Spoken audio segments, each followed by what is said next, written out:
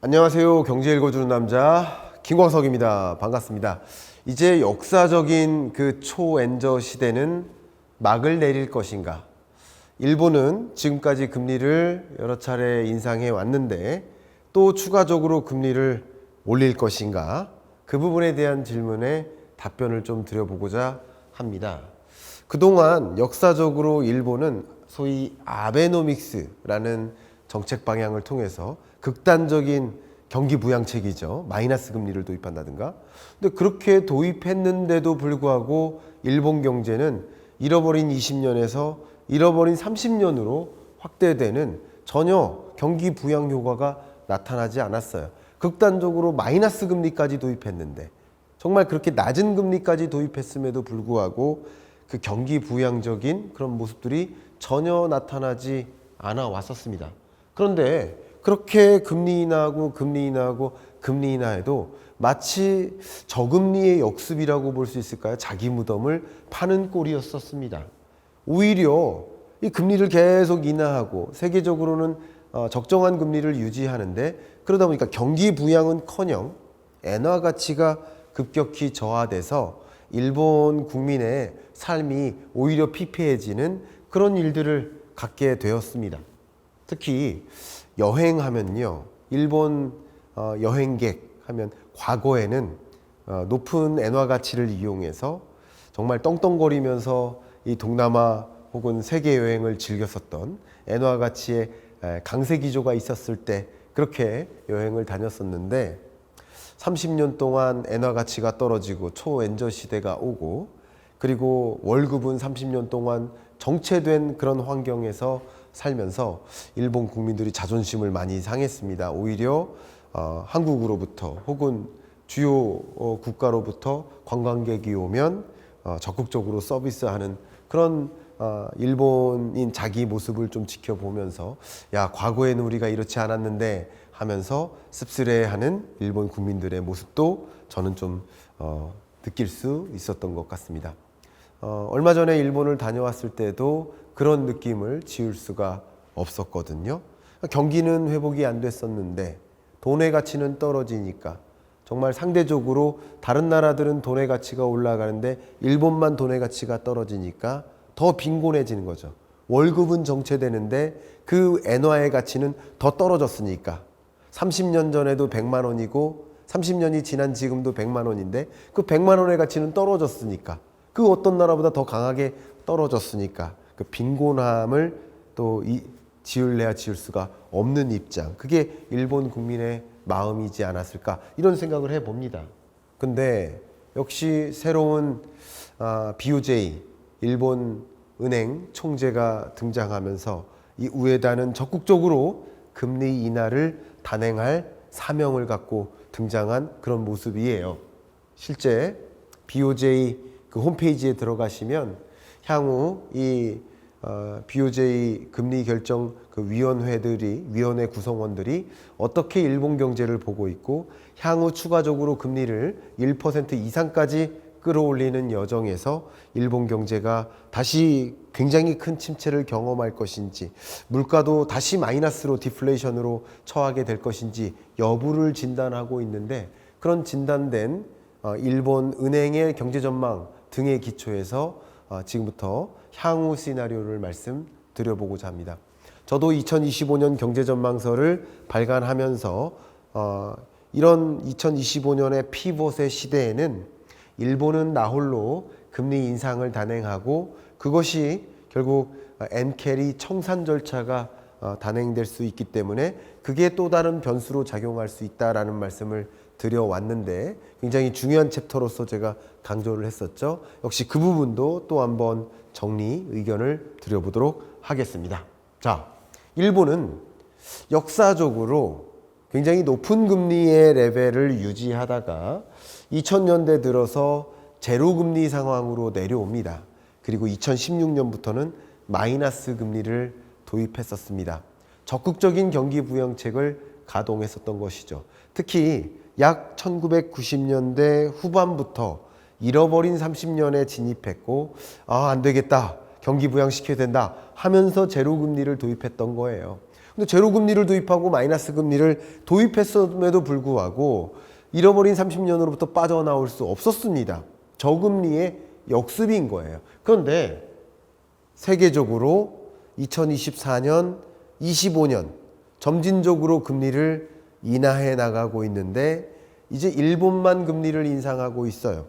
자, 이런 통화정책 기조는 제가 피벗이라는 것으로 강조를 규명을 했었죠.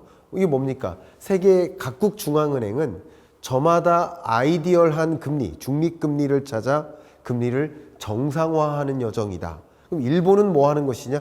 일본도 일본 중앙은행이 생각하는 중립금리 대략 1%를 조금 상회하는 정도, 1.2% 정도, 이 정도를 현재 중립금리로 가정하고 있다라고 생각하시면 좋겠습니다. 그 중립금리를 찾아 점진적으로 금리를 인상하는 여정하에 있다.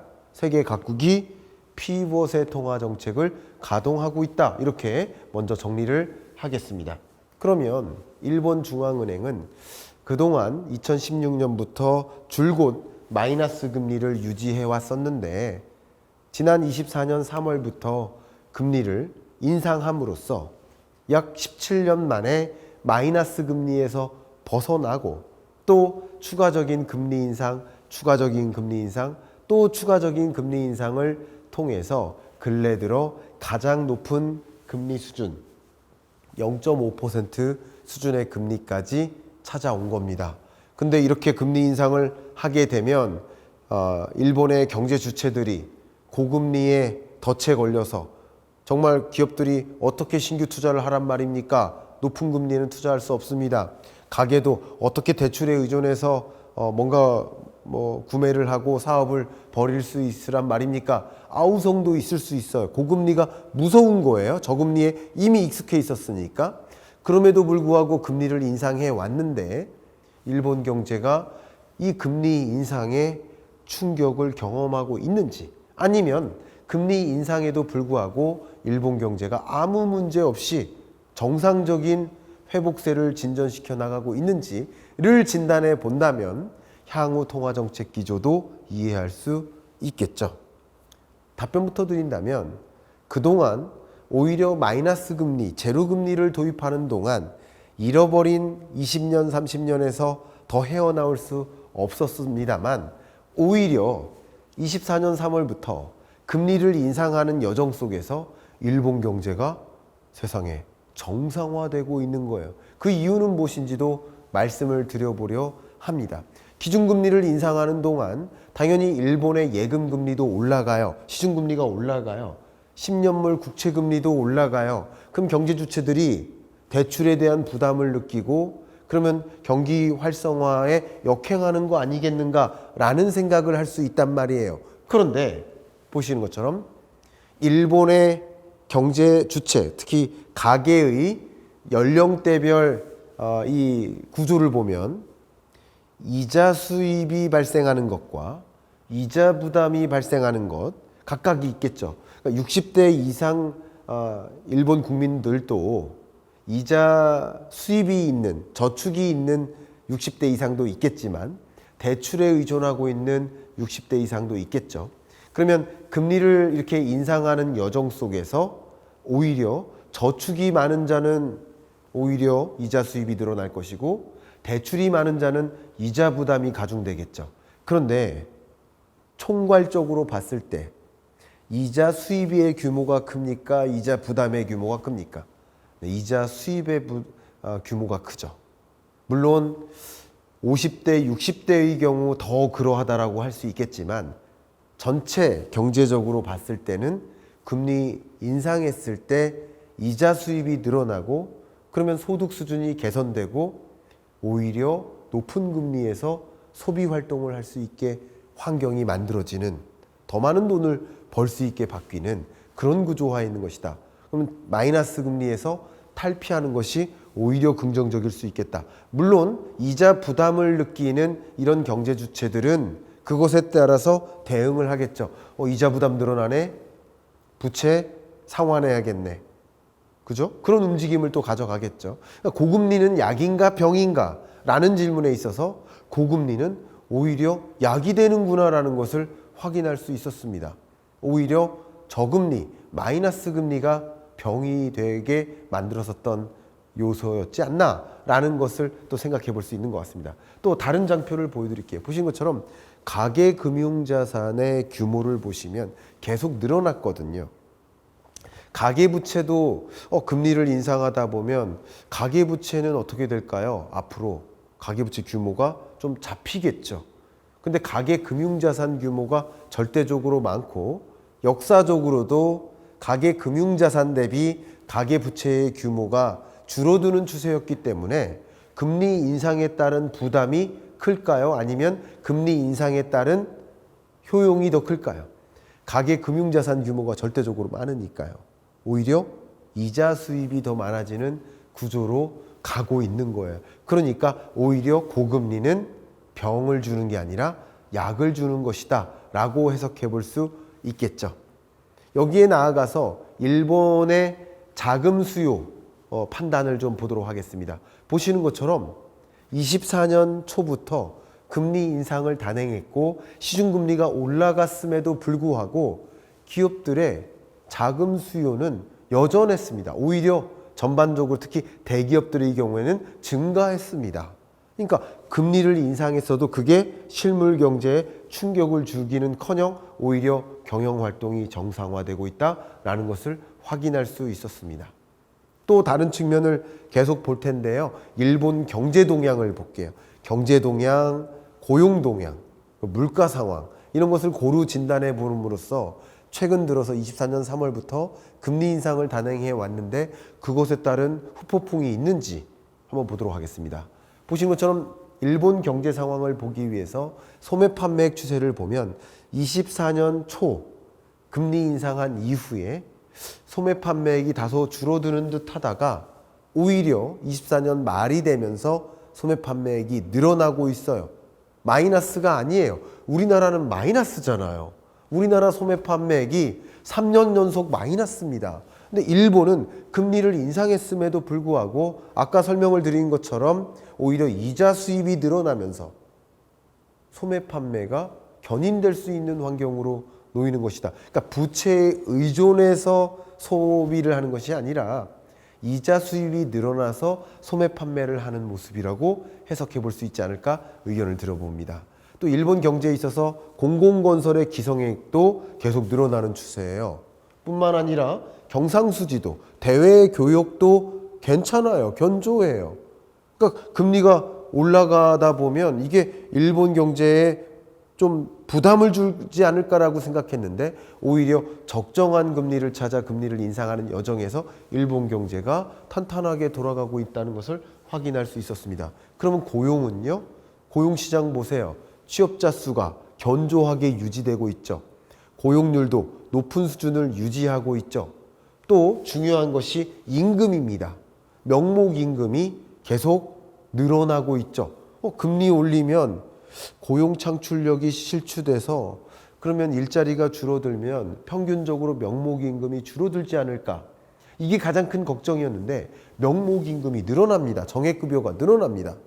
물론 아직까지 일본은 2%를 상회하는 높은 물가 상승률을 경험하고 있기 때문에 임금 상승 속도보다 물가 상승 속도가 높은 거예요. 그래서 실질 임금 상승률은 마이너스인 것은 맞습니다. 그런데 실질 임금 상승률도 23년 초에 있었던 극단적인 낮은 마이너스 등락률에서 상당 부분 0에 수렴하고 있는 모습을 보면 일본 고용시장 또 임금 여러 가지 면에서 그래도 개선세를 들여다볼 수 있겠다. 앞으로 개선세를 전망할 수 있겠다라는 생각이 듭니다. 그러니까 금리 인상했어도 임금에 충격을 주지 않고 있다. 그러면 그만큼 일본 고용시장이 견조하다라고 평가해 볼 수 있겠죠. 이제 자본시장을 볼게요. 24년 초부터 금리 인상을 단행했습니다. 니케이 지수 어떻습니까? 한번 큰 조정이 있었습니다. BOJ의 대폭 금리 인상이 있었을 때 조정은 있었습니다만 보시는 것처럼 조정이 있은 후에 그래도 굉장히 완만한 우상향세를 유지하고 있지 않습니까? 또 일본의 여러 주식시장의 흐름을 다른 국가들하고 비교해 보면 미국을 제외한 다른 나라들하고 보세요. 괜찮습니다. 일본 걱정하지 마세요. 우리만 걱정하면 됩니다. 일본 자본시장 세계적인 추세랑 비교해 보면 상당히 견조하게 유지하고 있다. 다른 나라들은 금리를 인하했는데도 이런 모습인데요. 일본은 금리 인상 했어도 상대적으로 견조한 모습이다라는 것을 우리는 확인할 수 있겠습니다. 이제 향후 일본 경제가 어떻게 흘러갈까를 진단해 봐야 돼요. 앞서 보여드렸던 BOJ, 일본 은행의 일본 경제 전망, 일본 물가 상승률 전망을 먼저 볼게요. 보시는 것처럼 23년, 24년 제로 성장으로 수렴하다가 일본 경제도 굉장히 어려웠거든요. 근데 24년 초중반부터 금리 인상을 단행했는데 그런데도 불구하고 25년, 26년 1%대 성장을 유지할 것으로 전망을 하고 있습니다. 고금리가 병인가 약인가? 오히려 약이 되고 있다라고 해석해 볼 수 있겠습니다. 그리고 금리를 어느 정도 인상하는 여정에 놓여 있기 때문에 일본의 물가 상승률도 2%라는 목표 물가에 부합하게 균형점을 찾아 움직여주고 있다라고 BOJ는 전망하고 있습니다. 물론 이것은 BOJ의 객관적이지 않은 주관적인 전망 아닌가 이렇게 의심하시는 생각도 충분히 타당하다고 봅니다. 그래서 BOJ 말고 그 밖의 기관의 전망도 비교해서 보겠습니다. 24년 성장률 제로 성장이었어요. 그리고 25년, 26년은 그래도 1%대, 1%에 가까운 성장률로 전환되는 모습이에요. BOJ의 전망뿐만 아니라 민간기관도 IMF도 상당 부분 일본 경제가 개선세에 놓여 있다라고 진단하고 있습니다. 또 일본의 소비자 물가 상승률의 흐름도 25년, 26년 그래도 2%라는 목표 물가에 점차 수렴할 것이라고 전망하는 것은 매한 가지입니다. IMF도 2% 수준에 수렴할 것이다라고 전망하고 있습니다. 그러니까 일본 경제가 금리 인상을 단행함에도 불구하고 이렇게 정상화되고 있다. 그리고 특히 BOJ의 그 전망은 향후 그 중립금리 약 1에서 1.2% 수준의 목표하는 수준의 금리까지 금리를 점차 인상하는 여정임을 전제로 깔고 있음에도 불구하고 일본 경제가 2% 수준의 성장세를 유지한다. 또 1% 수준에 그리고 소비자 물가 상승률도 2%에 수렴한다라고 전망하고 있는 것이지 이거 굉장히 중요한 전제입니다. 그만큼 금리 인상의 여정이 굉장히 고달프고 힘들 수도 있다라고 생각할 수도 있겠지만 오히려 일본의 어떤 자산 구조, 가계의 소득 자산 구조를 들여다보면 오히려 금리 인상이 평균적으로는 약으로 작용할 수도 있는 거구나 라는 점을 캐치하시는 데 도움이 되시길 바랍니다. 가장 중요한 향후 일본의 금리 인상 스케줄을 이해해야 돼요. 일단 25년 말을 기준으로 했을 때 일본은 얼마만큼 금리 인상할 것인가? 지금 현재는 0.5%잖아요. 근데 가장 높은 비중의 의견이 0.75%, 또 그 다음 높은 비중이 1.05% 정도 된다. 그러니까 좀 소극적으로 금리를 인상하면 한 차례 추가 인상, 조금 적극적으로 그 금리 인상한다면 세 차례 정도에 가까운 금리 인상을 단행할 것이다. 그죠? 두 차례 혹은 세 차례 정도의 추가 금리 인상이 가능할 수도 있겠다라고 생각해 보시면 어떨까요? 그리고 금리 인상 폭이 우리나라처럼 0.25%포인트만 있는 것은 아니에요. 일본 같은 경우는 그냥 0.1%포인트만 인상하기도 하고 또 0.2%포인트 인상하기도 하고 또 적극적일 때는 0.25%포인트 인상하기도 하니까 금리 인상의 횟수는 오히려 더 많을 수도 있는 것이다. 어쨌든 지금 일본경제연구센터 또 한국은행 동경사무소 입장에서는 그 정도로 일본의 금리 인상 스탠스를 전망하고 있다는 점도 참조하시면 어떨까 생각입니다. 그러면 미국은 향후 금리 인하를 적극적으로 단행하지는 못하고 신중하게나마 한 차례 정도 금리 인하할 것으로 현재로서는 시장이 예상하고 있는 거죠. 그럼 일본은 추가적인 금리 인상을 단행한다라고 한다면 미국과 일본 간의 금리 격차는 더 축소되겠구나. 그러면 금리 격차가 이렇게 컸을 때 23년, 24년 초까지는 일본에 저축했던 돈을 빼다가 미국으로 옮기고 차라리 일본에서 일본인들이 대출을 받아다가 미국에 투자를 하는 엔캐리 트레이드가 일어났었던 구간이었죠. 근데 점차 미국과 일본 간의 금리 격차가 축소되다 보니까 이제 엔캐리 트레이드가 덜 매력적인 게 되고 덜 매력적인 게 됨으로써 엔캐리 트레이드로 빠져나갔던 돈이 회수될 수 있는 엔캐리 청산 가능성이 있는 거예요. 그러면 향후 추가적인 금리 인상이 있게 되면 엔캐리 청산 가능한가? 그 질문에 대해서 답변 드리는데 가능한 게 아니라 지금 엔캐리 청산이 이루어지고 있습니다. 보시는 것처럼 향후 투자은행들의 엔달러 환율 전망을 보면 아무래도 그동안의 초엔저 시대에서는 벗어나긴 벗어나는데 그냥 극단적인 초엔저에서만 벗어날 뿐 여전히 엔저일 것이다 라고 전망하는 것이 투자은행들의 평균적인 전망 스탠스입니다. 저도 그렇게 의견을 갖고 있고요. 그렇기 때문에 적극적인 이 엔캐리 청산 절차는 있기 어렵지만 소극적인 완만한 엔캐리 청산은 있을 수 있다라고 생각합니다. 역사적으로 봐도 엔캐리 청산이 있거나 이게 0을 우회하는 구간은 엔캐리 청산 구간이고 0을 밑도는 구간은 엔캐리 트레이드가 일어나는 구간이에요. 근데 전체적으로 보면 엔캐리 청산보다 엔캐리 트레이드가 미국으로 나가는 돈이 훨씬 많았죠. 그죠? 근데 최근 들어서 엔캐리 트레이드가 일어나다가 그죠? 22년, 3년, 4년 엔캐리 트레이드가 어마어마하게 일어나다가 또 24년, 5년 들어서 엔캐리 청산 절차로 전환됐죠. 잘 안 보이시죠? 그래서 짧은 구간으로 바꿔서 보여드리겠습니다. 보시는 것처럼 근래 들어서 엔캐리 트레이드가 일어났었다가 22년, 3년, 4년까지 말이죠.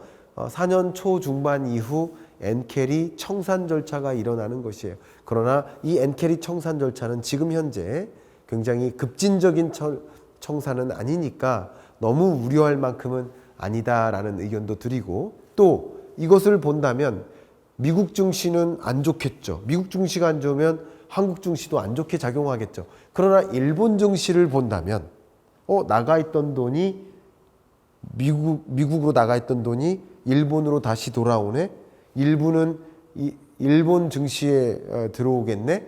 엔캐리 청산이 일본 입장에서는 더 원하는 바일 수도 있는 겁니다. 그렇게 본다면 일본 입장에서는 추가적인 금리 인상을 단행하고 미국의 추가 금리 인하가 있거나 없거나 상관없이 미국과의 금리 격차는 좁혀지고 그것은 그래도 슈퍼 엔저 시대에서는 다소 작별을 하는 구간이 찾아오다 보니까 엔캐리 청산 절차가 완만하게나마 단행될 수 있지 않을까. 그것은 역시 일본의 자본시장을 더 탄탄하게 지지해주는 역할로 또 작용할 수 있고 오히려 일본의 금리 인상은 일본의 금리 정상화는 일본의 실물 경제와 자본시장과 고용시장, 물가 전반에 걸쳐서 긍정적인 약으로 작용하는 것은 아닐까 하고 진단해 볼 수 있겠습니다.